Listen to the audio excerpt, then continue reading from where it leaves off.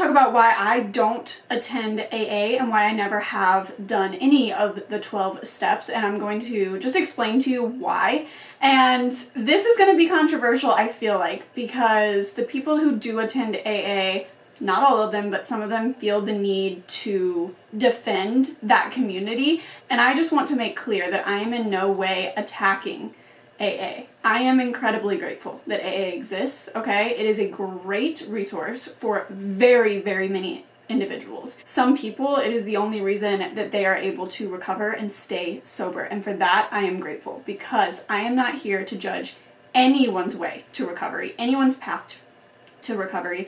And what I don't appreciate is anyone shaming anyone in the comments for the way that they choose to recover. That is not what I'm here for. That's not what I'm about, and that's not what this video is going to be. I simply want to represent those people who didn't find a community in AA, or maybe didn't feel like they were benefiting from AA in any way, to feel less alone, because I don't see it very often. I don't see it talked about, and I think that's the fear of someone being misperceived. Ultimately, the decision to attend AA or any other support group or no support group at all is highly personal. It's important for every individual to find the best support group and the best resources for them to reach recovery ultimately. That is the goal, is to be in recovery. So the first reason that I don't attend AA, and yes, I have before, and I also have experience working at a rehab where we did a multitude of different classes: Celebrate Recovery, AA, NA, Smart Recovery. We did all of those, and I had to sit in on classes to watch the members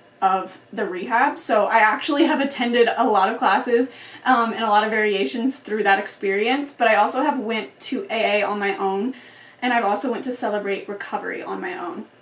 I say on my own, but either time I was accompanied by a loved one, whether that be a family member or my partner, and that just gave me the realization that it's not for me. It didn't really align. I'm going to start with the first reason being personal preference, and that can have anything to do from values, morals, scheduling conflicts, timeline, the area that you're in, the group that you go to, beliefs being different, values being different, lifestyle being different. Like, there's a plethora of reasons that it could be not your personal preference, or your personal preference would be to not attend. And that was just mine. I personally, when I went, I did not feel a sense of community within AA, and that, again, was my personal belief.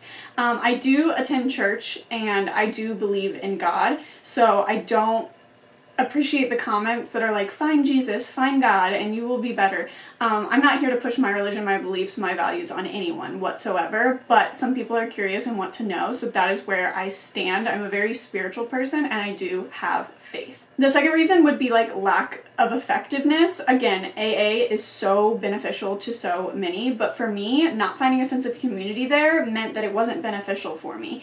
I would dread going, I would get really anxious when I went, and it just felt more like a chore than something that was aiding me and helping me along my path to recovery. I think that there's a lot of different alcohol abuse. Like, the variations of the way that people abuse alcohol is vastly different. You could have someone that was a binge drinker but only drank once a month. You could have someone that drinks one beer every single night after work, but they're leaning on it for emotional dependency in order to come down from the stress of the day, so therefore they're dependent on it. Or you can have someone like me who ended up drinking every single day for years straight, morning to night. There are so many different variations, so I feel like it is very personalized and individual to the individual, right? There also is like the privacy concern. That wasn't one for me, but I want to bring it up because there are not a lot, not everyone is comfortable sharing their story in that setting. They don't want to share that story. But it doesn't mean that they aren't aware of their story, or they don't harbor the same feelings, or they're not working through the same things in a healthy way, maybe with their therapist, maybe personally, maybe with themselves, with their spouse, with a loved one, whatever it may be. And so not everyone goes there and feels comfortable enough to share, or wants, to hear other people's stories. That might make them uncomfortable. There's also philosophical and religious differences. AA's spiritual approach about having a higher power might not resonate with everyone, and I think that's a very, very personal choice. I think that's one of the most personal choices that we can make in this life. Then there's accessibility issues for people who might live far away. Maybe they don't have transportation. Maybe they have kids. They work a lot of jobs. They're trying to balance life in sobriety. They're learning their new life in sobriety. They've taken on a lot of responsibility. Usually, as an addict, you throw all responsibility to the wayside. So there's a lot to catch up on, like years worth of catching up on. I know for me, it took me, I'll be 3 years sober this Friday. April 5th, which is exciting. There was so much for me to catch up on. It took me years to like get to a position, to almost 3 years to get to a position where I feel like I'm not just catching up, I'm finally maintaining all of that responsibility, whether it's legalities or financial or just like the typical like medical, you know what I'm saying? Like just taking care of yourself, dental, like whatever it may be, health-wise, like you want to be healthy in every area that you can, and those are your responsibilities as an individual, is to take care of yourself, but also be like a law-abiding citizen that pays their all that stuff. You know what I'm talking? You know what I mean. And then of course there's a stigma. Like you never know where someone came from or where they grew up or the type of people that they have around them, and so it might actually do them more harm to be able to go to AA in their personal little circle, in their bubble. They again might choose to do Smart Recovery or NA or Celebrate Recovery, which are different resources, different things. They might have like an online community that makes them feel less nervous. They might want to do this in their private. They might not, they might have a very judgmental parental figure or something like that that's like stigmatizing addiction, and so the only way that they can get help is to do it in private, and they feel a lot more comfortable with that. So it's not our job to be a police officer. It is our job to be a cheerleader.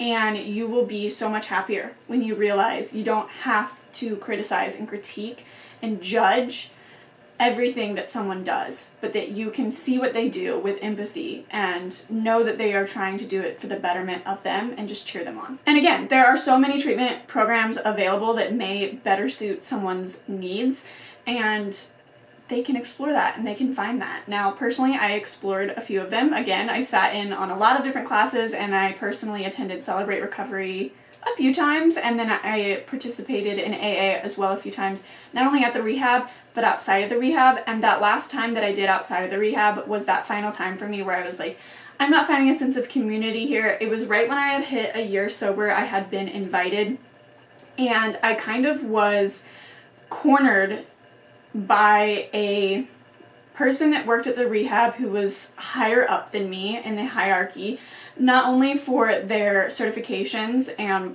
their employment status, but like also how long they had been employed there, and also age.